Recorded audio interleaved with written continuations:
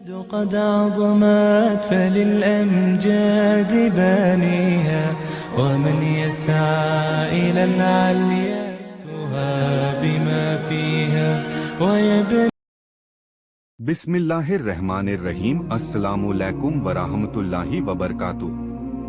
خوش آمدید ناظرین ہمارے یوٹیوب چینل اور فیس بک پیج کاتب علم پر۔ ناظرین ہم نے پچھلے ایپیسوڈ میں بتایا تھا کہ حضرت عبد المطلب نے کس طرح زمزم کا کنواں کھودا اور کنواں کھودنے سے پہلے کون سی منت مانگی تھی۔ عبد المطلب اپنی منت کو بھول گئے تھے۔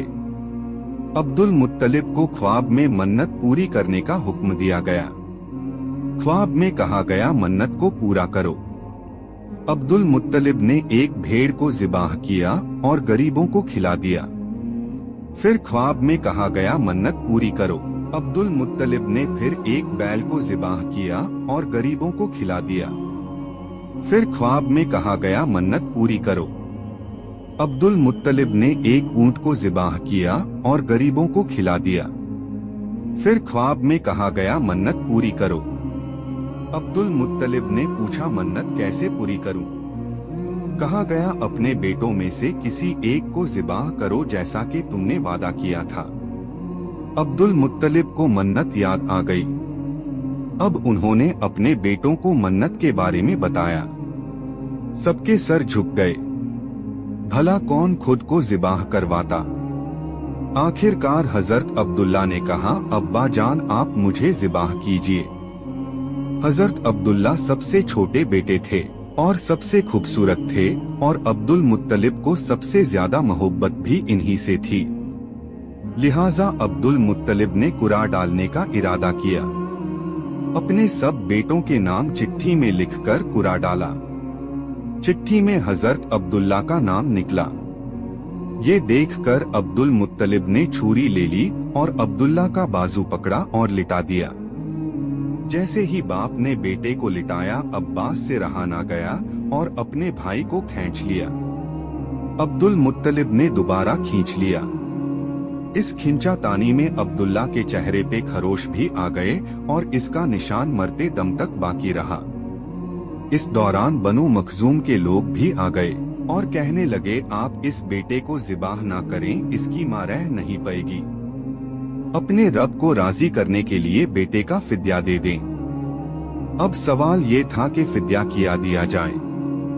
اس کی ترتیب یہ نکلی گئی کہ ایک کاغذ پر 10 اونٹ لکھے جائیں اور دوسرے پر عبداللہ کا نام لکھا جائے۔ اگر 10 اونٹ والی پرچی نکلے تو 10 اونٹ ذبح کر دیے جائیں اور اگر عبداللہ کا نام نکلے تو 10 اونٹ کا اضافہ کر دیا جائے۔ پھر 20 اونٹ والی پرچی اور عبداللہ کے نام والی پرچی ڈالی جائے۔ اگر پھر عبداللہ کے نام کی پرچی نکلے تو 10 اونٹ اور بڑھا دیے جائیں۔ جب تک اونٹ کی پرچی نہ نکلے تب تک 10 اونٹ بڑھاتے چلے جائیں۔ عبد المطلب نے ایسا ہی کیا، 10 اونٹ بڑھاتے چلے گئے یہاں تک کہ اونٹ کی تعداد 100 اونٹ تک پہنچ گئی۔ تب جا کر اونٹ کی پرچی نکلی۔ تب جا کر حضرت عبداللہ کی جان کے بدلے 100 اونٹ ذبح کیے گئے۔ عبد المطلب کو اب اطمینان ہو گیا کہ اللہ نے عبداللہ کی جگہ 100 اونٹ کی قربانی منظور کر لی ہے۔ عبد المطلب نے کعبہ شریف کے پاس 100 اونٹ قربان کیے اور کسی کو بھی کھانے سے نہیں روکا۔ سب انسان، جانور اور پرندوں نے اونٹ کا گوشت کھایا۔ امام زہری کہتے ہیں عبد المطلب نے سب سے پہلے انسان کی جان کا فدیہ 100 اونٹ دینے کی شروعات کی۔ اس سے پہلے 10 اونٹ دیے جاتے تھے۔ اس کے بعد یہ طریقہ سارے عرب میں مشہور ہو گیا۔ گویا قانون بن گیا کہ انسان کا فدیہ 100 اونٹ ہے۔ جب اس کا ذکر پیارے نبی سے کیا گیا تو آپ نے اس کی تصدیق کرتے ہوئے فرمایا یہ درست ہے، اور اس کی بنیاد پہ ہمارے پیارے نبی نے فرمایا میں دوز بیہو کی اولاد ہوں، یعنی حضرت اسماعیل علیہ السلام اور حضرت عبداللہ کی اولاد ہوں۔ حضرت عبداللہ قریش میں سب سے حسین تھے اور ان کا چہرہ چمکتے ستارے کی طرح تھا۔ قریش کی بہت سی لڑکیاں حضرت عبداللہ سے شادی کرنا چاہتی تھیں۔ मगर हजरत अब्दुल्ला की शादी बीबी अमीना से हुई। बीबी अमीना अब्दे मुनाफ बिन ज़िरा की बेटी थीं। शादी के वक्त हजरत अब्दुल्ला की उम्र 18 साल थी। हजरत अब्दुल्ला शादी के लिए अपने वालिद के साथ जा रहे थे। रास्ते में काबे के पास इन्हें एक औरत बैठी दिखी। ये औरत वर्का बिन नुफेल की बहन थी। वर्का बिन नुफेल कुरैश के बड़े आलिम थे। वर्का बिन नुफेल से इसकी बहन ने सुन रखा था कि आखिरी नबी की विलादत करीब है और इनकी विलादत की एक निशानी ये है कि इनके वालिद के चेहरे पर नबूवत का नूर चमकेगा। जैसे ही इस औरत ने अब्दुल्ला को देखा, इसके दिमाग में फौरन ये बात आई, हो ना हो जरूर ये आखिरी नबी के वालिद हैं।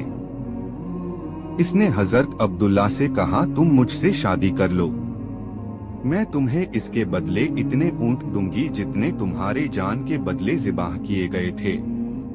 अब्दुल्ला ने जवाब दिया, मैं अपने बाप के साथ हूँ और मैं इनकी मर्जी के खिलाफ कुछ नहीं कर सकता और ना ही इनसे अलग हो सकता हूँ और मेरे वालिद बाइज्जत आदमी हैं और अपने कौम के सरदार हैं।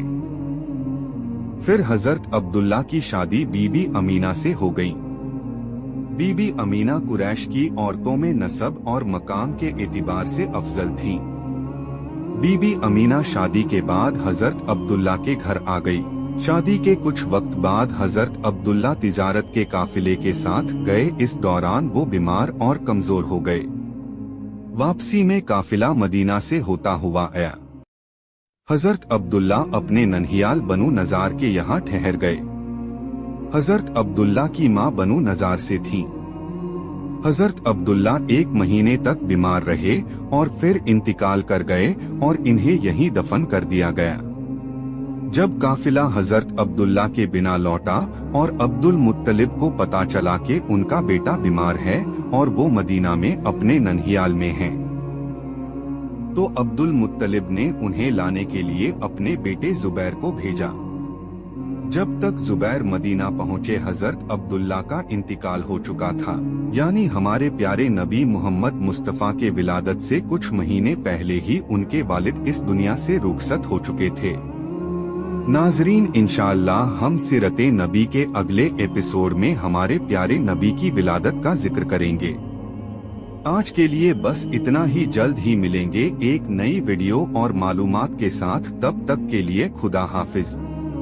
और अगर आपको हमारी वीडियो पसंद आई हो तो इसे आगे शेयर जरूर करें।